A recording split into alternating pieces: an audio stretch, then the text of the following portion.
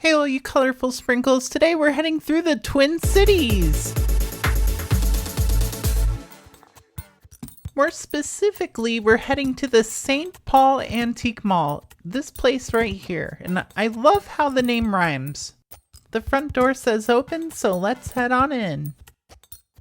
And just so you know, this is stop one of many on our trip today. We have so many more stops, but the first thing I found walking into this store was this Fisher-Price circus train. Look at all the animals, and they have the clowns too. That's the most important part.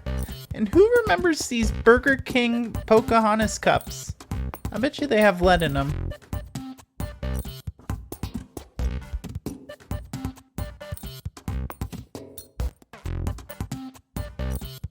There were so many aisles of shelves here, you could keep looking for days. I'm just gonna kind of highlight some of my favorite things that I saw today. Sitting here on this shelf is this beautiful 1940s McCoy cookie jar. What a great find. These cute little mice are kind of giving dinner with the schmucks vibes. Also, around the corner I noticed that they had a staircase over here. You can even see it in the mirror. And going down here, let's see what we can find underneath. Oh, it's Ivy. Hi, Ivy. And much to my surprise, there's a ton more down here. A lot to look through, so let's keep going.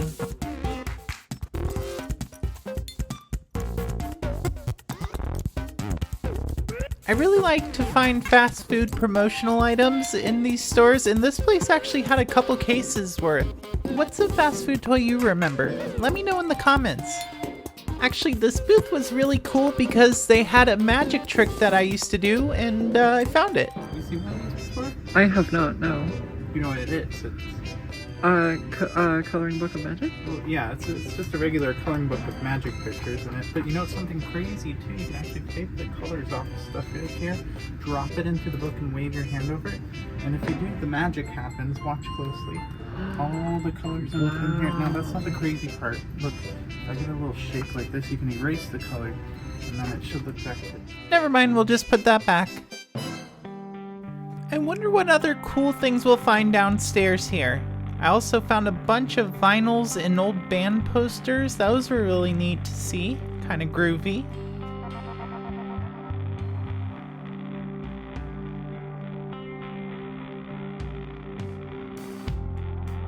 Oh, hey look! It's Happy, Doc, Grumpy, Dopey, Bashful, Sleepy, and Sneezy.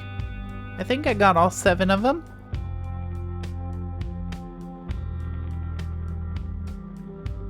This is such an unusual strawberry shortcake design.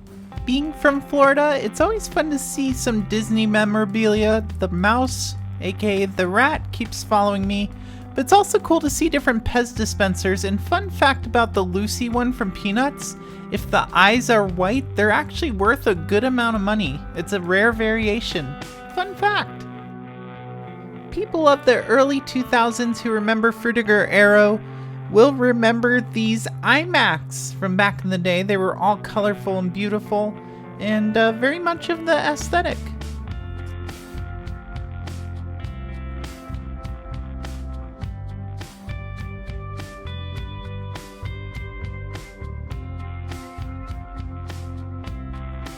And it's always nice to see some vintage Pokemon trading card game stuff, but mostly they had baseball cards and not a lot of Pokemon. I do see some Garbage Pail Kids in there. Now, I don't collect a lot of Pez dispensers, but this one's really cool. It's a Jack in the Box, and the ones that I do collect are clown themed, so should I get the Jack in the Box Pez dispenser? Let me know in the comments. Imagine going back to 1994 and eating some Power Cookies. I love these letter drawer style wall displays. There's always so many cool things you can put in these. I like using them for Lego minifigures. Oh, and that's not all the Pokemon we found. We also found this Pikachu Witch. There were 2 of them there on the counter. And also over here some Lincoln Logs. And Power Rangers Ninja Storm. I don't remember Ninja Storm. That might have been after my time. I was a Mighty Morphin Power Rangers kid of the 90s. I'm kind of switching from upstairs and downstairs. Also, quick jump scare for you right here. Check out these Raggedy Ann mirror things. So yeah, as you can see, the St. Paul Antique Mall, I really love saying that, has a ton of stuff, including this really cool clown thing. But we're gonna walk across the street to these stores over here. This one's called Peter's Art and Antiques. And this was actually kind of a long, narrow hallway, just stacked with boxes. This guy had so much stuff.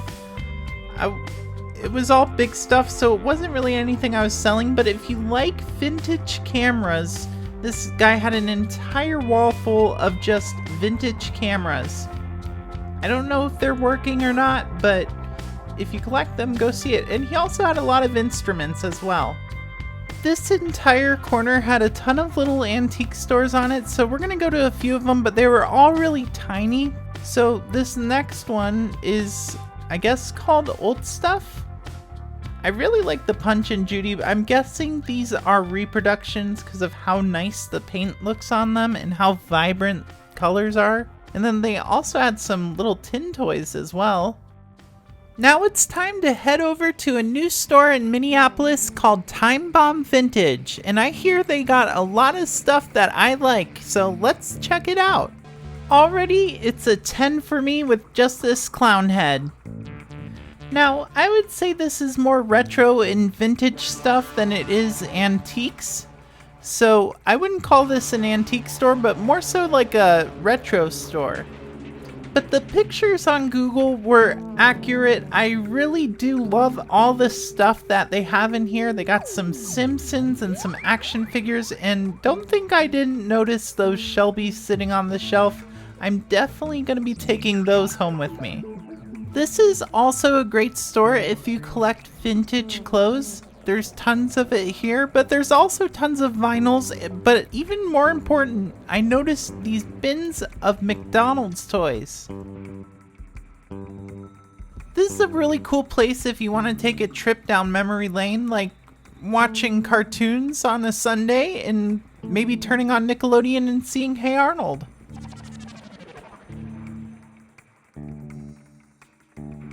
It's times like these I wish I wasn't in an apartment because I love that giant clown head. It's gotta be from a Halloween display. Every early 2000s household had a set of these in them, probably not sealed though. That's pretty cool to find them sealed.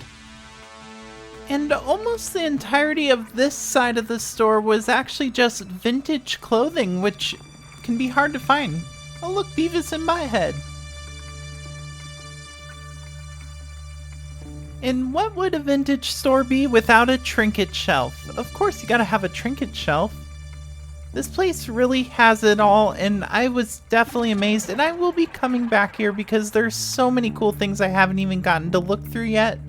I'm just excited I found a new stop next time I'm in the cities that I can go to find all my favorite retro things, like these cool Rugrats watches. Alright, let's get out of this store because I'm going to want to buy everything, and we're going to head to our next stop, Twin Cities Magic and Costume. And Ivy's doing a little dance, and we're waiting for my family to get here. But out front, I noticed this awesome Snoopy statue with all sorts of hearts on it. The majority of this store is costumes, and there are a ton of costumes. This is a really big store. It's a lot bigger than it looks. And as you go in, you really start to see how big it is. They have regular Halloween costumes and some stage costumes, even probably some old clothes from estate sales, but it's really cool to find it all here. You can find stuff that you really can't get at those chain Halloween stores.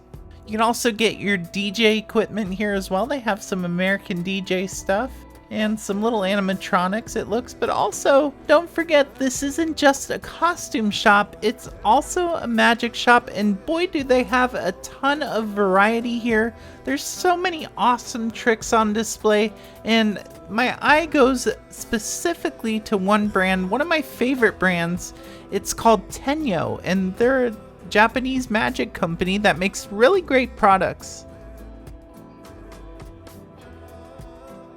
This place really seems to be a one-stop shop for all forms of entertainment, whether you're a DJ or a magician or a theater person or maybe a clown or a drag queen, or you're doing special effects makeup. They have it all here, and it's really the place to go if you need stuff in a pinch. I mean, just look at this inventory. It also appears to have a second floor. I don't know if it's storage, but there's some big old tricks up there and an old Penn and Teller New Year's Eve '98 poster. Well, it's time to leave the shop, but now it's time to grab some lunch. And then to Applebee's. This is Ivy's first time at Applebee's. And now with our tummies full, we're gonna head back to our Airbnb, sleep the night off, and then head on over to day 2. Alright baby, where are we going? We are going to the Caffetto Coffee House. It's one of my favorite places in Minneapolis. I'm so excited. That's right, we're heading to grab some coffee, so we figured we'd stop at one of the coolest coffee shops in town, not just because of the awesome art and delicious drinks, but because downstairs they have a ton of pinball machines, according to Ivy. They also have a lot of graffiti, which looks really cool, but unfortunately, apparently all the pinball machines have been removed since the last time she was here. There were still a few left, and there was some really cool art that I'm going to show you. But it was pretty disappointing not to be able to play a bunch of pinball games. But let's take a tour around and take a look at some of this awesome graffiti left by the community.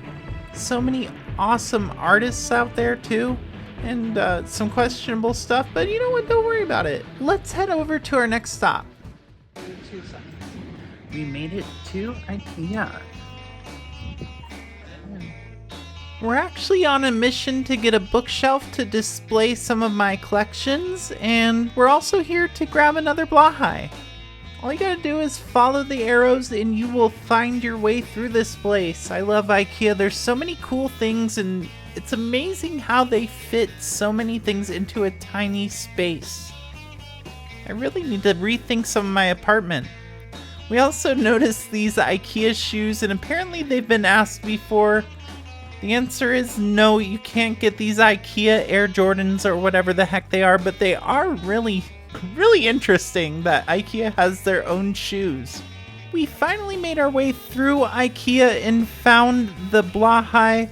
This one was chilling on a bed, but there was a bin full of them, and we grabbed one of those as well as a little hedgehog, and now we're gonna go grab some food.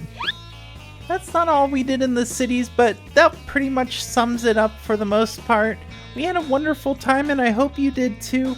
Please hit the subscribe button and check out all my other videos on our channel. We have a ton of them already, and I'll see you next time.